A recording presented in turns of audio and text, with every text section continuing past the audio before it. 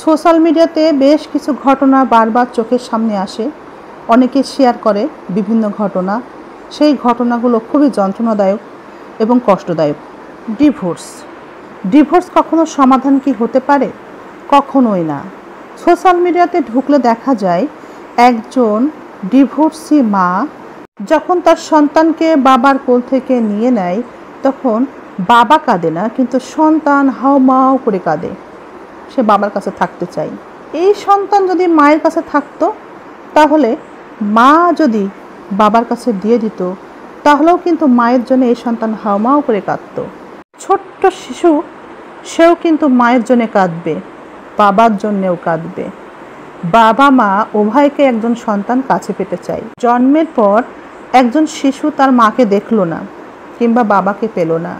সেই সন্তান যদি বাবাকে না পেয়ে শুধু মাকে পায়, তাহলে সে ছোট থেকে ওভাবেই বেড়ে ওঠে।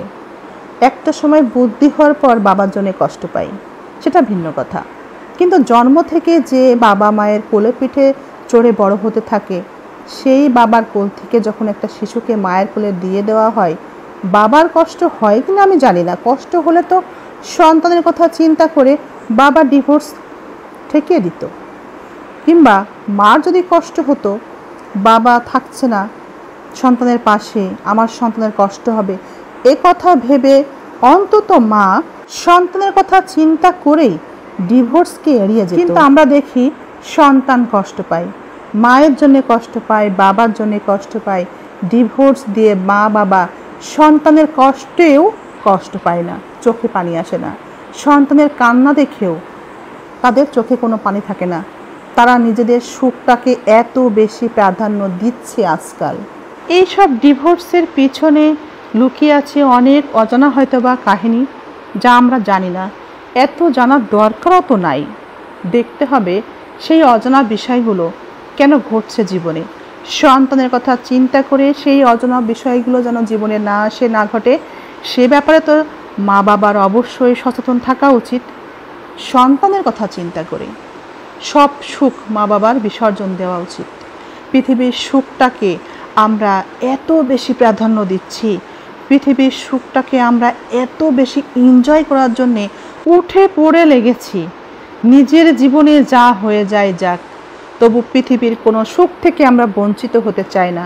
পৃথিবীতে যত সুখ আছে, যত সৌন্দর্য আছে, মানুষের তৈরি এবং আল্লাহর তৈরি সকল প্রাকৃতিক দৃশ্য এবং মানুষের তৈরি সকল বিনোদনমূলক জায়গাগুলো আমরা উপভোগ করব।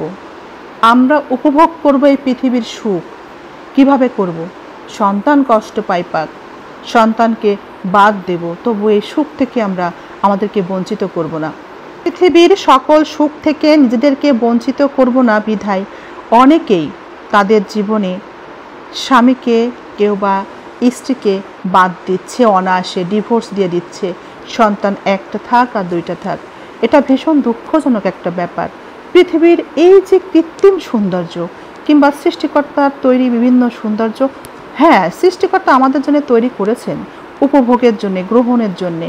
এটার মধ্য দিয়ে আমরা ভালো থাকব। পৃথিবীর বিভিন্ন উপাদান ব্যবহার করে আমরা এই পৃথিবীতে টিকে থাকব তার কারণে। কিন্তু এর অর্থ এই নয় সন্তানকে বাদ দিতে হবে। সন্তানের সুখ দুঃখের কথা চিন্তা করা যাবে না।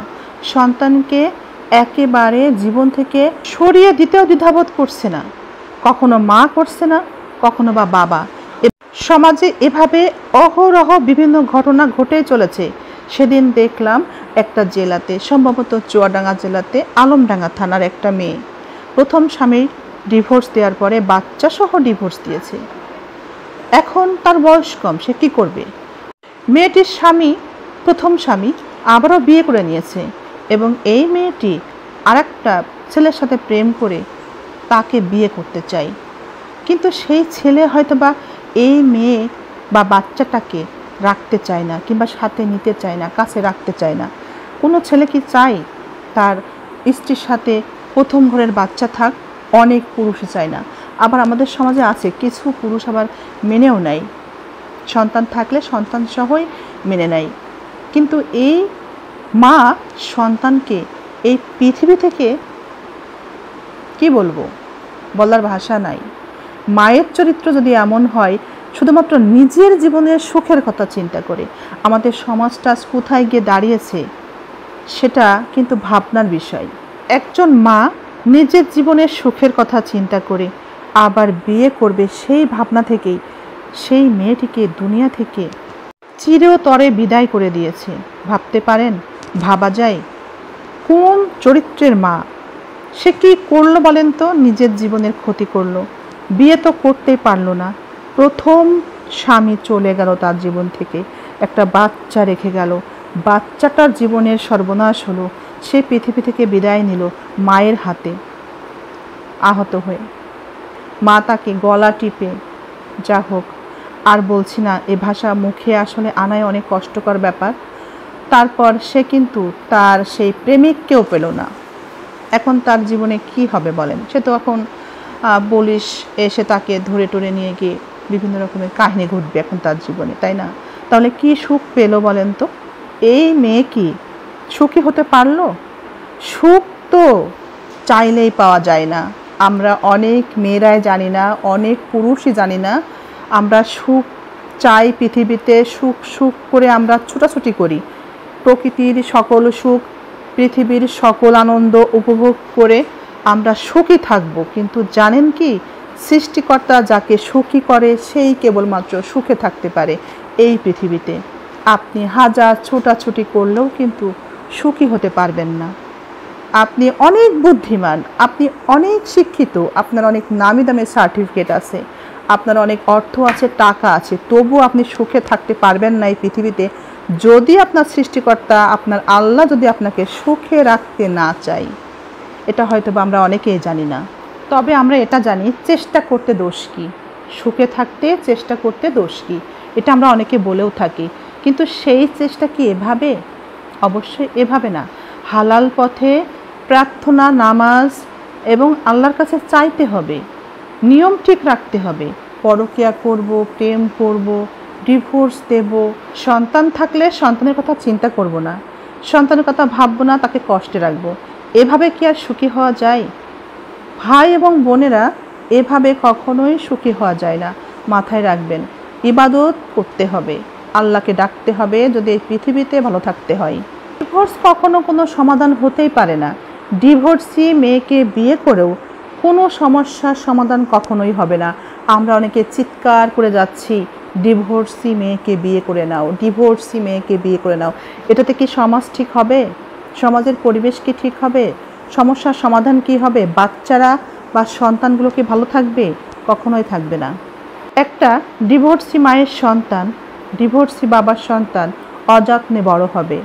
তাদের শাসন করা, শিক্ষা দেওয়া, তাদের যত্ন করা লোক থাকবে না। তারা ওই যে আগাছার মতো বড় হবে। তাদের সন্তানের জীবনেও ভবিষ্যতে ভয়ঙ্কর ঘটনা ঘটে। তাদের ভিতরে মায়া থাকে না, মহব্বত হয় না, অন্যের প্রতি ভালোবাসা থাকে না, জীবনটা ছন্নছাড়া হয়। এভাবে কিন্তু আমরা অনেক ঘটনায় দেখতে পাই। সব ঘটনা কিন্তু সোশ্যাল মিডিয়াতে আসেও না, কিন্তু আমরা সমাজের দিকে একটু তাকালে দেখতে পাই কার সন্তান কিভাবে বড় হচ্ছে, পরবর্তী জীবন কিভাবে চলছে। উদাহরণ হিসেবে বলা যায় রিমির কথা। রিমি বা রিমি মেয়েটি রাজশাহীতে বাড়ি, এই তো সেদিন মারা গেল। মারা যাওয়ার আগে সে যে বয়ানগুলো দিয়ে গিয়েছিল লাইফে, সেখানে কিন্তু বলেছিল সৎ মা হওয়ার কারণে সে কতটা কষ্টে বড় হয়েছিল, কারণ তার মা আর একটা বিয়েও করে নিয়েছিল। তাই সে তার সৎ মায়ের কাছে বা বাবার কাছে থাকতে বাধ্য হয়েছিল, তাকে থাকতে হয়েছিল, অনেক কষ্টের মধ্য দিয়ে সে বড় হয়েছিল। এটা কিন্তু সে লাইফেই বলেছিল। একটা সন্তান সুষ্ঠু সুন্দরভাবে মানুষ করতে গেলে পাশে, সন্তানের পাশে বাবা মা উভয়কেই থাকতে হয়। থাকাটা খুব খুব জরুরি। এমন হাজারো রিমি অথবা কোনো ছেলে সৎ মায়ের কাছে অনাদরে অবহেলায় বড় হচ্ছে, যার খবর আমরা কেউ রাখি না। সন্তানের কষ্ট কে দেখবে? সন্তানের মনের কথা কে শুনবে যদি পাশে মা বাবাই না থাকে? আমরা মা বাবারা এভাবে নিজেদের কথা চিন্তা করে যাচ্ছি, নিজেরা অশান্তিতে আছি, স্বামী কষ্ট দিচ্ছে, শ্বশুর শাশুড়ি কষ্ট দিচ্ছে, এই কষ্ট আর ভালো লাগছে না। এই কষ্ট থেকে পরিত্রাণের উপায় অনেকেই আমরা বলে যাচ্ছি, ছেড়ে দাও, ডিভোর্স দাও, চলে আসো, নতুন করে জীবন শুরু করো। আসলে এটা কখনোই একটা সম্পর্কের জন্য সুষ্ঠু সুন্দর সমাধান ডিভোর্স হতেই পারে না। জীবন সুন্দর করতে গেলে মা বাবার জীবন সুন্দর হতে হবে। মা বাবার জীবন সুন্দর হলে সন্তানের জীবন সুন্দর হবে অটোমেটিক। কিন্তু দু একটা ব্যতিক্রম থাকবেই। আবার অনেকেই বলতে পারে ওই ফ্যামিলিতে ওই ছেলেটা মানুষ হয়নি, ওই মেয়েটা মা বাবার অবাধ্য হয়েছিল, মা সুন্দর করে মানুষ করেছিল তবু। এভাবে সমাজে দু একটা ব্যতিক্রম থাকবে, কিন্তু ব্যাপক হারে যদি সেটা হয় তখন সমাজের জন্য সেটা কখনোই কল্যাণকর হয় না। যখন ডিভোর্সটা বেশি হবে, ডিভোর্সটা আমরা মেনে নেব এই সমাজের জন্য, তখন এই সমস্যা ব্যাপক হারে ছড়িয়ে যাবে। ডিভোর্সি মা বাবার সন্তান একটা সুন্দর সুষ্ঠু পরিবেশ পাবে না বেড়ে ওঠার জন্যে। আর এই বিষয়টা একটা সময় সমাজে ছড়িয়ে পড়লে সমাজের অবস্থা কি হবে ভাবেন তো। যুগের পর যুগ চলতে থাকবে, ডিভোর্স দাও, ডিভোর্সি মেয়েকে বিয়ে করে নাও। আমাদের সন্তানরাও তাই করবে, ডিভোর্স দাও, ডিভোর্সি মেয়েকে বিয়ে করে নাও, এটাই হবে স্লোগান। কিন্তু সমাজের কি অবস্থা হবে? সত্যি কি সমাজের মানুষ সুখে থাকবে? কখনোই না। সমাজে আরও অনাচারের সৃষ্টি হবে, নতুন নতুন সমস্যার সৃষ্টি হবে। তাই আমার মনে হয় ডিভোর্স কোনো সমাধান না একটা দাম্পত্য জীবনের জন্য। ডিভোর্সি মেয়েকে বিয়ে করে নিয়ে পরিবেশটা সুন্দর করা কিংবা দাম্পত্য জীবনের এই অসুস্থ পরিবেশকে সুস্থ করা আদৌ সম্ভব না। আমার এই মতামত কেমন লাগলো? আপনারা আপনাদের মতামত অবশ্যই জানাতে পারেন কমেন্টের মাধ্যমে। আপনারা আপনাদের মতো করে সিদ্ধান্ত নেবেন, কিন্তু মতামত জানাবেন অবশ্যই।